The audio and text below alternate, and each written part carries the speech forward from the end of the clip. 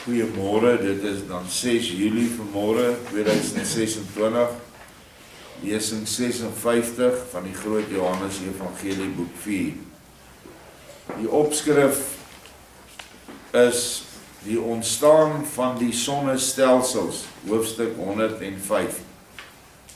Nou ja, hierdie is nie soseer 'n diep geestelike les van wat ons moet doen en hoe ons moet optree nie. Hier deel Vader met ons die grootheid van sy skepping.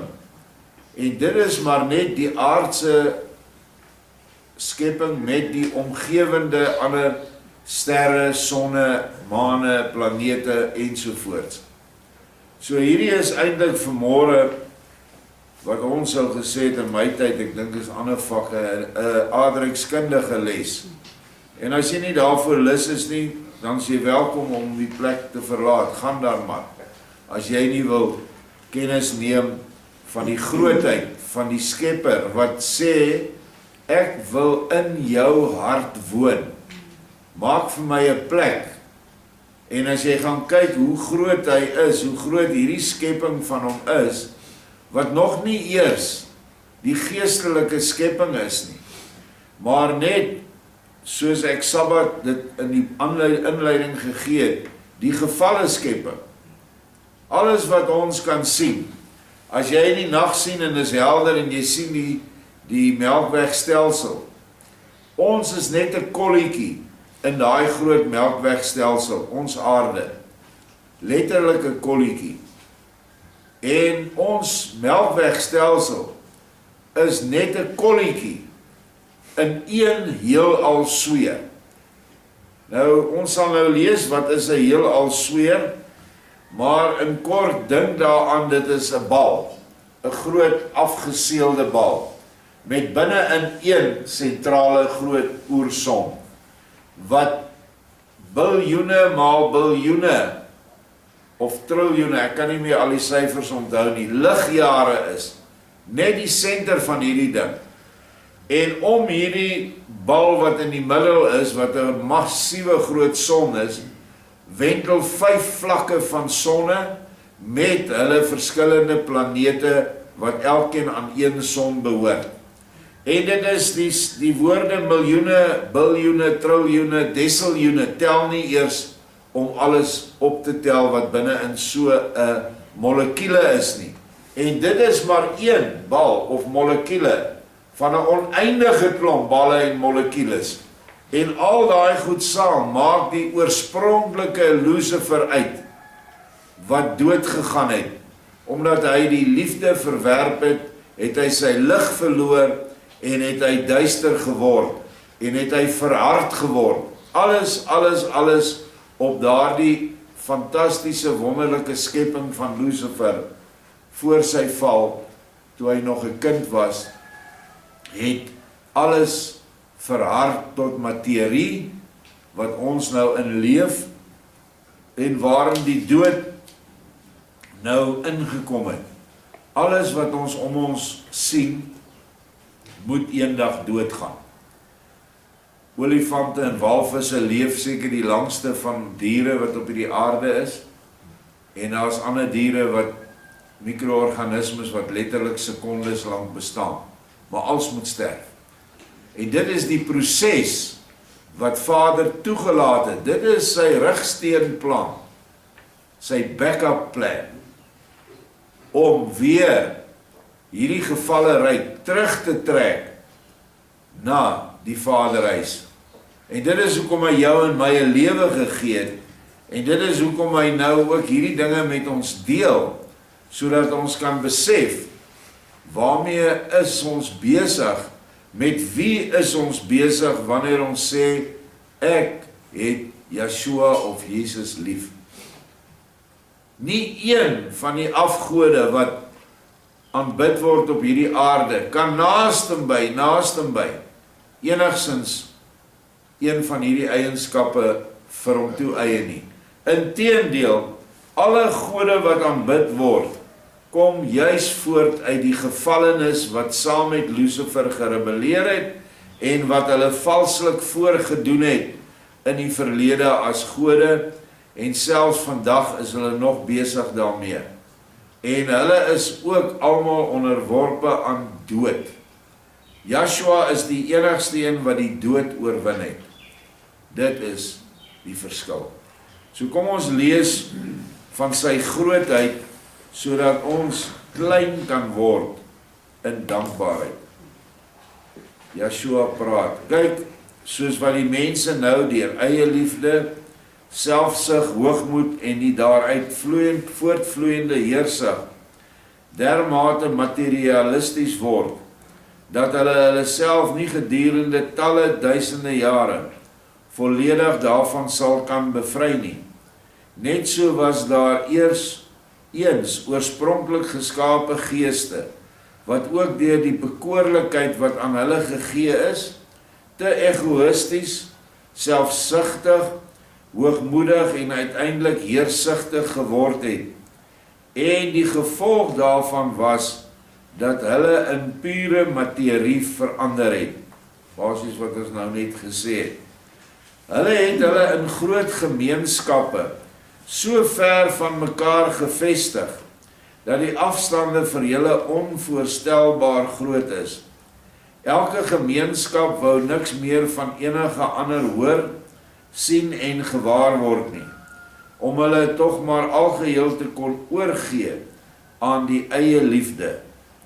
Deurdat hulle steeds meer opgaan in eie liefde en selfsug, in die hoogmoed wat daardeur in toenemende mate ontwaak, en die absolute heersig, verskrompel die ontelbaar baie lewensvorms ten slotte, volgens die wet van swaartekrag, wat uit die eie liefde en die selfsug van self ontwikkel het.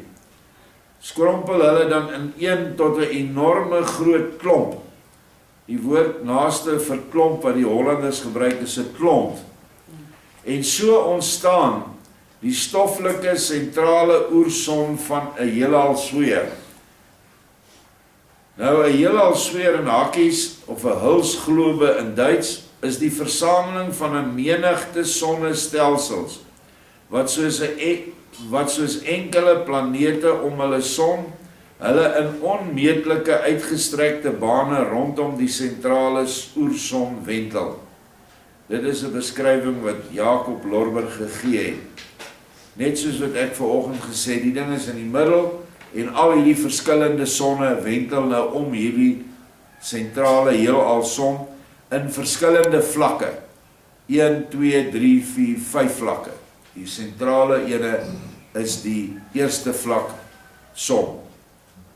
Nou is daar net so in die oneindige ruimte 'n groot menigte van sulke stelsels of heelal swere. Ons is afgesluit in een, maar daar is oneindig van hulle. Waarby oral 'n dergelike oersentraal son die gemeenskaplike middelpunt is van tallose gebiede van wêrelde. Hierdie oersentraal sonne is nou die ineengeskrompelde gemeenskappe van oorspronklike geeste, waaruit na onvoorstelbare lange tye alle ander sonheelalle, songebiede, newe sentraal sonne, planetêre sonne en planete, maane en komete ontstaan het. Ek wil hier so 'n bietjie stil staan by, maar hoe het hulle dan ontstaan uit hierdie groot son uit? Met hierdie val van al hierdie rebelle en hulle inperking binne in hierdie groot son, wat hoofsaaklik uit ligmaterie bestaan het daar wesens ontstaan wat so groot is, dat hulle koppe etlike kere groter as hierdie aarde is. Dink nou vir jouself so, hoe groot moet 'n wese wees wie se kop? Onthou, die vorm is altyd dieselfde, dis die mensvorm. Maar sy kop is 'n heel wat paar kere, ek gaan nou lieg as ek sê hoeveel kere, 10 of 100 of wat, groter as die aarde. En daai wesens, nou vra jy, wat doen hulle nou op hierdie planeet, wat nou sekerlik bitter warm is? Hulle vorm planete uit daai materie uit. Jy kan jou nou indink, 'n kind wat 'n sneeuman maak. Hy vorm uit die sneeu uit 'n mens. Maar hierdie ou vorm uit die sneeu uit net groot balle. Groter en kleiner. En dan werp hy hulle van hierdie heelal, of hierdie groot sentraal son af. Met 'n geweldige krag. En dan gaan hierdie goed in bane. En hy weet presies wat om te doen, want die leiding van Vader se engelgeeste is altyd daar om hierdie goed in toom te hou. En hulle moet dan Vader se werk doen, naamlik om die klomp engelgeeste wat geval het en wat nou in hierdie materie vasgedruk is, hulle uit te kry. En so ontstaan planete, groter en kleiner sonne, wat dan alles bestaan uit van hierdie gemeenskappe van gevallenes, wat dan insluit hulle omgewingsstrukture soos byvoorbeeld die diereryk, die planteryk en die mineraleryk. Dit alles is binne in hierdie groot klompe wat nou uitgewerk word en dan deur Vader later in bane geplaas word. En so ontwikkel hierdie uitgegooide amper vormlose balle van H2O, silika en ander elemente vorm dan na baie oneindige lang tye word hulle al hoe harder en skei water en grond van mekaar. En dan kom engelgeeste en plant dan sade van baie eenvoudige plantjies op hierdie planete en sonne. En later word daar diertjies geskep deur die krag van Vader, wat weer hierdie kossies wat nou op daai planeet so baie skraps voorkom, wat dit kan eet. En so na miljoene of biljoene jare word daar al hoe meer komplekse vorms sigbaar op hierdie planete en sonne. Daar kom plante wat baie groot is, wat as kos moet dien vir baie groot diere, waarvan ons die geraamtes nou al opgegrawe het. Ons dink nou aan dinosourusse as die mees algemene, maar daar was vreeslik baie van hierdie diere. En al wat die doel was van al hierdie gestadigde ontwikkelingsperiodes, was om hierdie niet geskepte planete en selfs die sonne, want die sonne is ook vaste vorms, die uitstraling, die atmosfeer van die son is 'n spieël en hy neem lig op van al die ander sonne wat om hierdie heelal sentrum wentel. Neem hy van die heelal sentrum van die sentraalson en van al die sonne neem hy lig op en dan skyn hy dit terug in die heelal in, terug na die ander sonne toe en terug na sy planete wat eintlik, as jy dit in 'n vergelyking moet sit, soos sy kinders is, naby aan hom, maar nog steeds ontsettend ver. So dit is hoe die dinge daar lyk en vir ontelbare tye het hierdie ontwikkeling aangegaan. En dit is baie lank, die menslike verstand weet nie hoe lank dit is nie, en kan dit ook nie verstaan nie. Hoe het dit in die praktyk gewerk? Kyk, in die oersentraalson word die druk vir baie groot geeste te sterk. Hulle ontvlam gloeiend van toorn en bevry hulle van die oerdruk. Hulle vlug letterlik oneindig ver weg van hulle eerste gemeenskaplike klomp. Dit is nou hierdie verharde sweer. 'n Tyd lang swerm hulle heeltemal alleen, vry en onskuldig, ongebonde in die eindelose ruimte rond, en wend 'n goeie poging aan om sonder meer opgeneem te word in die suiwer geestelike orde. Maar omdat hulle self nie kon bevry van die element van eie liefde nie, begin hulle self ten slotte ook weer tot 'n vaste klomp te verdig. Nou vorm daar weer 'n verharde sweer. En so ontstaan daaruit in alle ontelbare heelal swere die sentraalsonne van die tweede orde, Hulle het nou losgeruk, of is losgemaak van die eerste orde, en nou beland hulle in die tweede orde, maar hulle kan ook nie vergeestelik nie. Hulle kan nie weer terugkom waar hulle was, voor die val plaasgevind het nie. En die val het plaasgevind deur al hierdie oneindige klomp geeste, wat agter Lucifer aangegaan het, en gesê het, jy is ons God, ons aanbid jou, want ons kan jou sien, en ons glo jou dat jy al die krag het. Maar nou ervaar hulle al hierdie eienskappe van hierdie Lucifer. Sy gees deurdring hulle almal. En dit is die goed wat ons in die heel eerste sin, eie liefde, selfsug, hoogmoed en heersig. Almal wil heers, almal is net lief vir hulle self, hulle wil absoluut baas wees oor hulle eie goed, en daarom het hulle so ver van mekaar af uiteengespan. Nou word hulle in bane geplaas om hierdie sentraalson, en hulle is nou maar weer terug, en hulle val weer terug in die materie.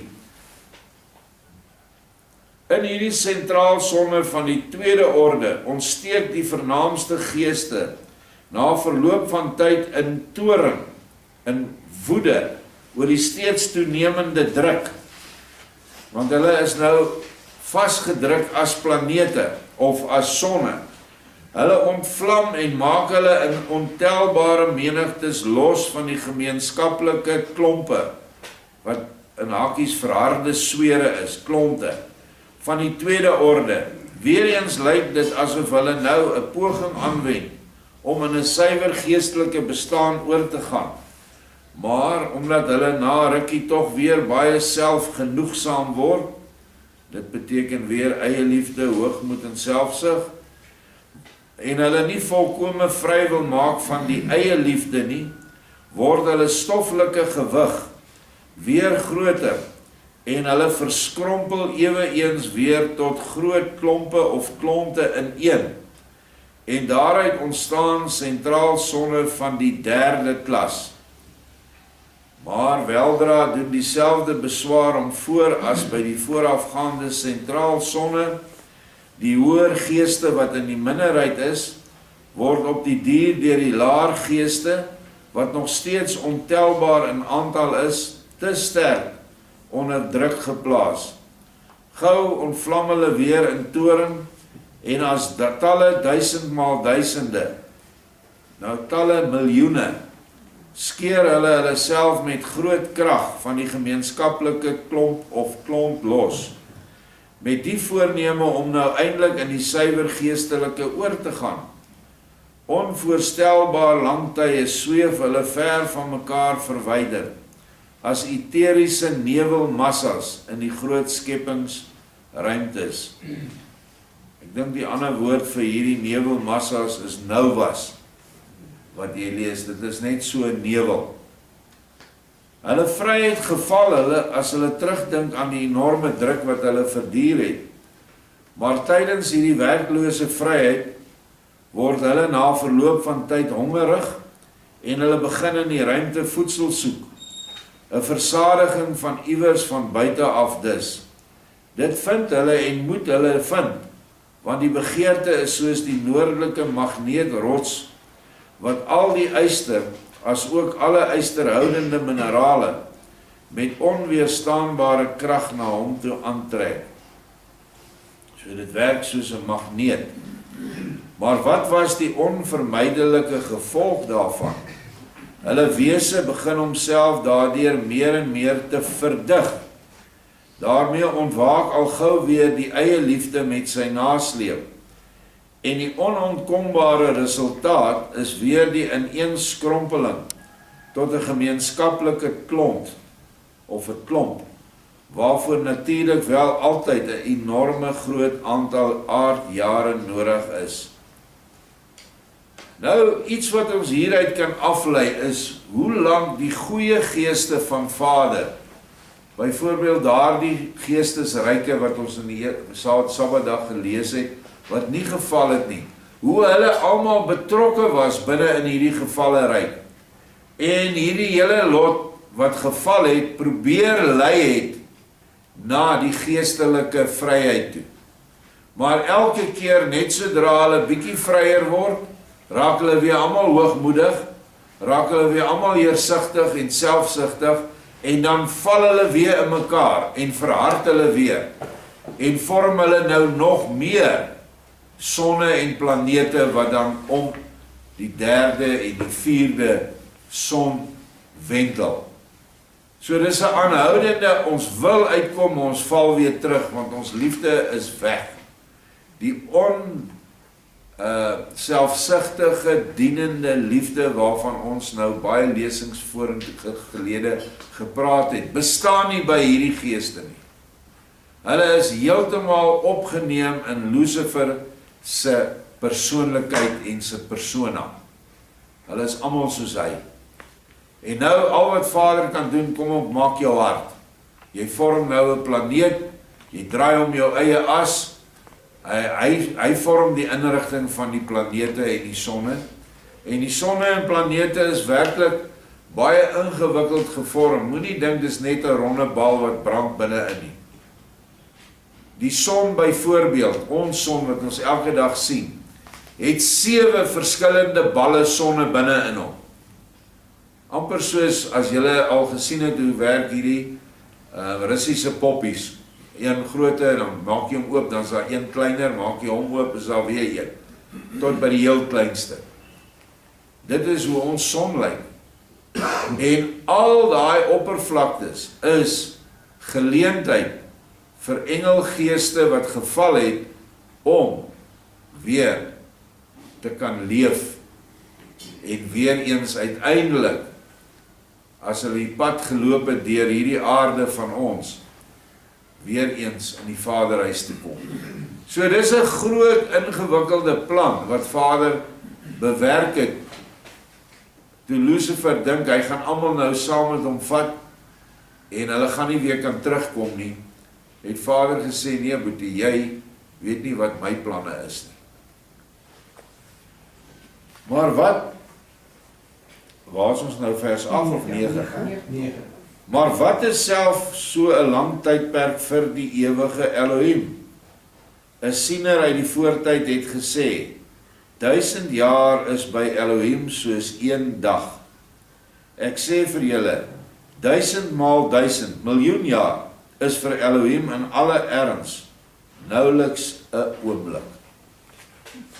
So, dit is goed wat ons moet aan dink, hier waar ons in 'n tydgebonde sweer leef. Vir Vader is hierdie tyd niks nie. Want die geryke wat nie geval het nie, het nie tyd nie. Dis ewige, oneindige ryke. Vir iemand wat lui is, word van pure verveling die ure, dae en die dae, jare, verskriklik lank. Vir die ywer-iges en vir hulle wat baie het om te doen, word die ure oomblikke en die weke dae. Elohim is egter van ewigheid af vervul met 'n oneindige werkywer en altyd maar oneindig besig. Dink nou aan wat ons nou hier voorgaande gelees het, hoe besig is daai engele van hom om hierdie gemors reg te maak. En die gelukkige gevolg daarvan is dat tye wat vir julle onvoorstelbaar lank duur, vir hom voorkom soos enkele oomblikke. En die voltooide skepping van 'n son, duur in sy oë, dan ook maar baie kort. Maar vir ons is dit oneindig lank. Uit die nou as laaste ineenskrompeling wat beskryf is, ontstaan en ontstaan nog, dit hou aan, dit hou nie op nie, die planetêre sonne, soos die wat hierdie aarde belig. Sonne van hierdie soort is weliswaar in wese baie teerder en sagter as die sentraalsonne, maar besit tog 'n kolossale hoeveelheid swaar materie as gevolg van die eie liefde van hulle eons maal eons geeste. 'n eon is 1 maal 10 met 60 nulle. So is 10 met 60 nulle. En hy sê eons maal eons, vermenigvuldiging. deur welke eie liefde nou jy so 'n som tot 'n klomp of 'n klont gevorm is. Vir die meer edele en beter geeste in hierdie ligklomp word die druk van die kant van die laer geeste, wat algeheel materie geword het, dan mettertyd tog weer veels te swaar en ondraaglik. Die gevolg daarvan is, net soos by die vroegere sonne, gewelddadigheid en uitbarsting na uitbarsting, en die beter geeste maak hulle self vry. Nou vandag kan ons uitbarstings op die son waarneem. Jy kan gaan na webwerwe toe wat dit vir jou in kamera vorm wys. Hulle het 'n skuif op die son, dan kan jy die uitbarstings op die kante sien. Ons het 'n boek op die rak wat ook deur Jacob Lorber voortgebring is, wat verduidelik hoe ontstaan hierdie uitbarstings, wat gebeur op die son. En hierdie uitbarstings is baie, baie groot, omdat ons son is 1 miljoen keer groter as ons aarde. Ek weet nie of jy dit kan indink hoe groot is 1 miljoen keer nie. Dit is verskriklik baie. Net die vorm. Nou as jy dink, as die son 1 miljoen keer groter is as die aarde, hoeveel aardes kan so 'n son nou bevat? Seker baie, baie, baie miljoene. En wanneer ons hierdie uitbarsting sien, dan affekteer dit die aarde. Daar word hitte oorgedra na die aarde toe, wat dan baie ongemaklik vir ons word. En dit gebeur nou in die eindtyd nog baie meer algemeen as wat dit oor die afgelope 6000 jaar gebeur het. So dinge is besig om na 'n punt toe te loop. Op daardie tydstip ontwaak hulle dan die reeds uiters ernstige wil om deur die nakom van die ware goddelike orde oor te gaan in die oorspronklike suiwer geestelike. Baie beveg die prikkel wat in hulle geplaas is en word oorspronklik geskape engele, sonder om voorlopig 'n liggaamlike lewe deur te maak. Diegene wat hulle, het sy dadelik op die son, of selfs op hierdie aarde, wel daaraan wil onderwerp, mag dit doen, wat egter ook, dit word hier weer eens vermeld, by die sentraal sonne wat vooraf beskryf is, die geval is, maar nie so dikwels as by name en veral by hierdie planetêre son nie, wat aan hierdie aarde die lig skenk, wat hoofsaaklik ontstaan deur die groot aktiwiteit van sy geeste. En ons noem daardie geeste liggeeste, wat veroorsaak dat die groot atmosfeer om hierdie miljoenmaal groter planeet as die aarde se oppervlak begin skyn, en sterk genoeg is, en nie te sterk is, dat ons algeheel uitbrand. Net in hierdie week wat verby is, of 2 weke, is dit verskriklik erg in Europa.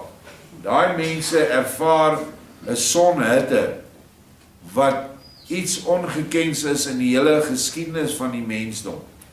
Praat van oor die 50 grade Celsius, wat wel in die Sahara plaasvind en in die ander woestyngebiede, maar nog nooit in Europa so ver noord nie. So alles is 'n gevolg van onstabiliteit by die son, wat veroorsaak word deur die geveg tussen hierdie geeste. En hierdie geveg tussen goed en kwaad, tussen suiwer en besoedel, is nie net op hierdie aarde, gebeur nie net hier op die aarde nie. Dit is iets wat in die hele heelal plaasvind, en meer so op ons son, want in sy wese weet Lucifer wat is op hierdie aarde aan die gang. Hier word nou 'n bruid voorberei van wesens wat Joshua liefhet en wat vir hom met hom gaan een word, en hulle gaan die hele heelal omkeer, sodat daar weer orde, vrede, harmonie en liefde bestaan, nie net op die aarde nie, maar op die hele heelal. Maar ons aarde is die sentrum van al hierdie gebeure, En die volgende periode waarin ons nou gaan, as hierdie 6000 jaar afgehandel is, en dis baie naby, gaan ons 'n 1000-jarige vrederyk hê, waar Vader dan ingryp, alles herstel, die Satan binne in hierdie aardkors gevange hou, sodat hy nie kan pla nie, en ons, as ons daar gaan kom, gaan dan vir 1000 jaar in die grootste liefde, harmonie op 'n oppervlakte van die aarde woon, wat ons onsself nie kan voorstel, hoe dit gaan lyk nie. Soos wat hy in die skrif sê, geen oog het gesien, en geen oor het nog gehoor wat hy vir ons weggebere het nie. En dit is 'n belofte waarna ons kan uitsien, en waarna ons kan sê, Jesus, ek wil daar wees. Nou ja, is maklik. Kom net in die orde wat in die afgelope, sê maar 10 lesings beskryf is. So eenvoudig soos dit, dan sê daar.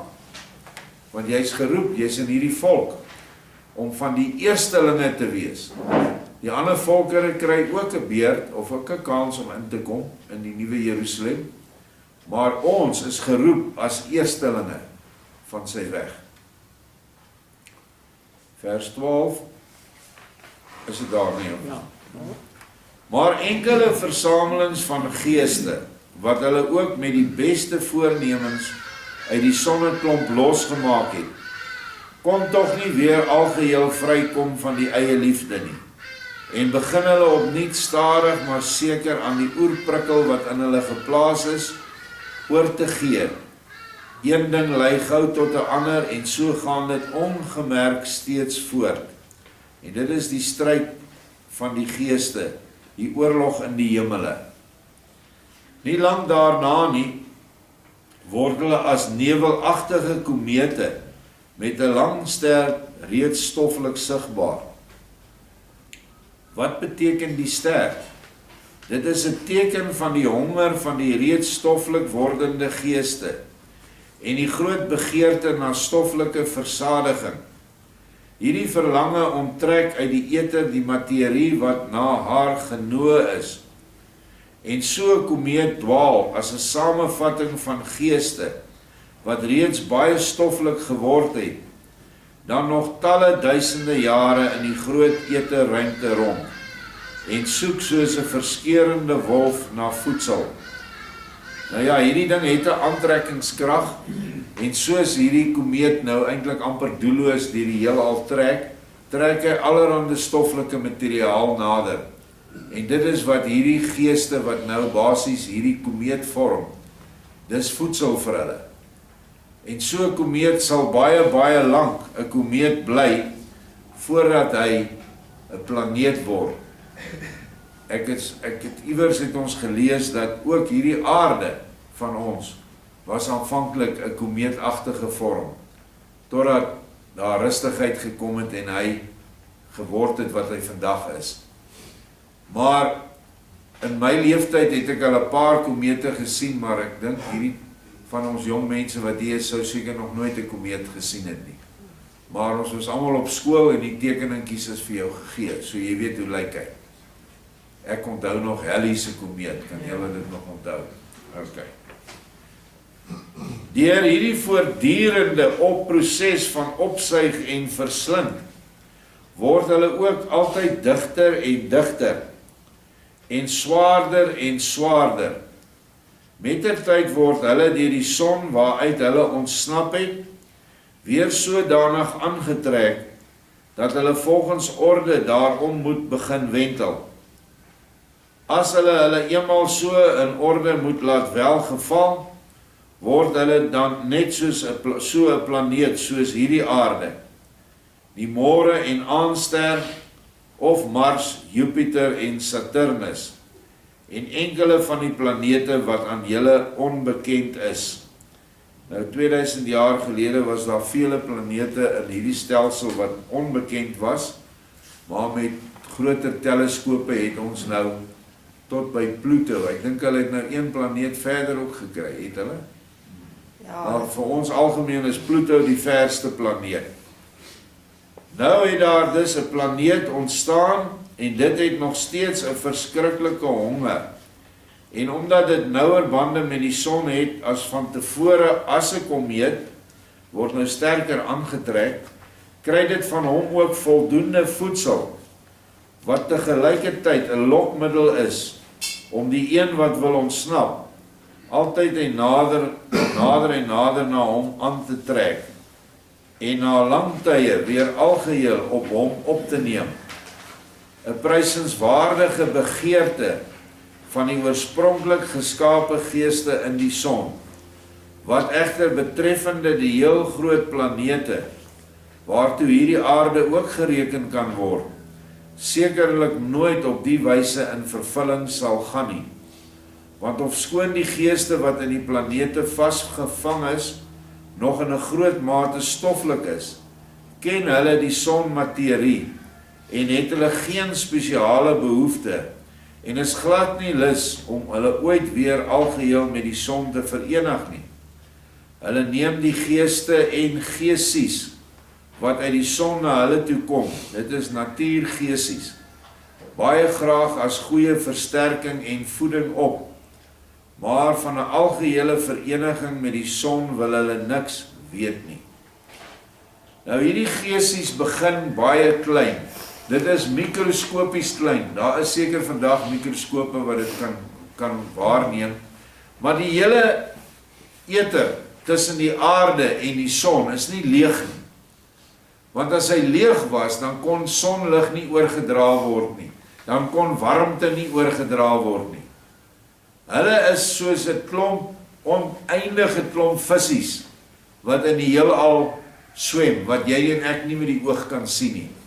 Dink aan 'n skool sardyne, hulle is so dig op mekaar, hulle beweeg so.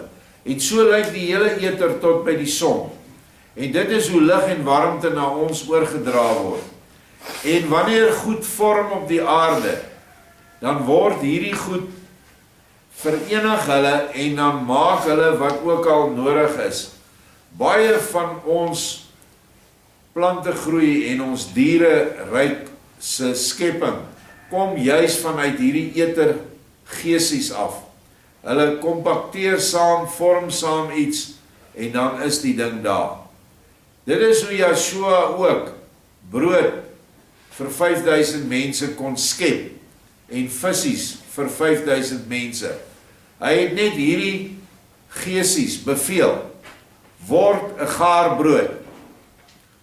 En hulle het dit geword, want hy is almagtig, voor sy wil buig al hierdie geeste, of hy nou boos is en of hy nou goed is. Die ander het hy gesê, word gaarvisse en bly vermeerder tot ek almal gevoed het en hou daar 12 mandjies oor. So eenvoudig soos dit. So dis nie eintlik 'n wonderwerk nie, dis net 'n wonderwerk omdat jy nie hierdie inligting het nie. So is baie van die wonderwerke word nou vir ons absoluut geestelik natuurlike waarhede. En ons verstaan dit. En dis wat hierdie lesing so wonderlik maak, is dat ons meer begrip het vir sy wese. Soms gebeur dit ook dat die geeste wat een keer gevlug het, in hulle stoffelike klompvormige samevattende groep, baie naby aan die son gelok en getrek word.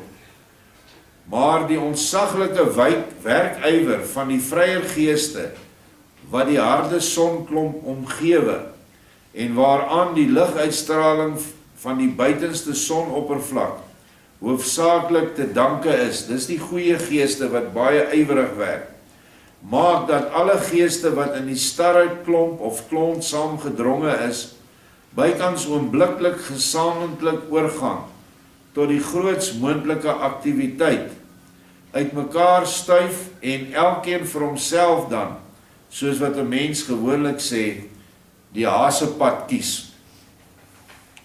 Die resultaat van so ontwaakte aktiwiteit van geeste, wat lank in 'n planeet, of ten minste in 'n reeds ryper komeet saamgepers was, is dat die klomp plotseling geheel en al uiteenval, en dat talle 1000 maal 1000, en nogmaals 1000 maal 1000 geeste verlos word.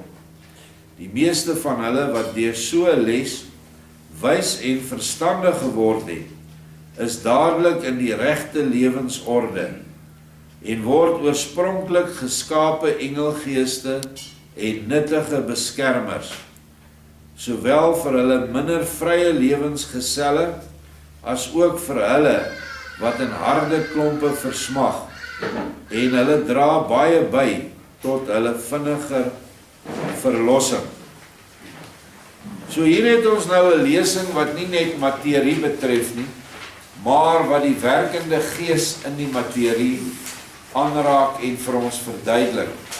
Ek weet baie van ons wat hier sit gaan nou baie moeite hê om hierdie ding te verstaan. Ag, gaan lees dit maar weer, as jy weer 'n kansie kry en stil raak, lees dit weer. Ek het agtergekom, hoe meer jy dit deurlees, hoe meer verstaan jy, elke keer. Maar wat basies die opsomming is van hierdie ding, is dat niks wat in die heelal is, net per toeval daar beland het nie. Alles is doelmatig gevorm, en Vader laat die stryd tussen hierdie geeste toe, want aanvanklik het dit begin met 'n wegbeweeg van sy liefde af, 'n rebellie teen sy liefde. Maar hy bestuur hierdie rebellie nog presies akkuraat met sy goeie geeste, sodat ons aarde nog steeds in sy baan is.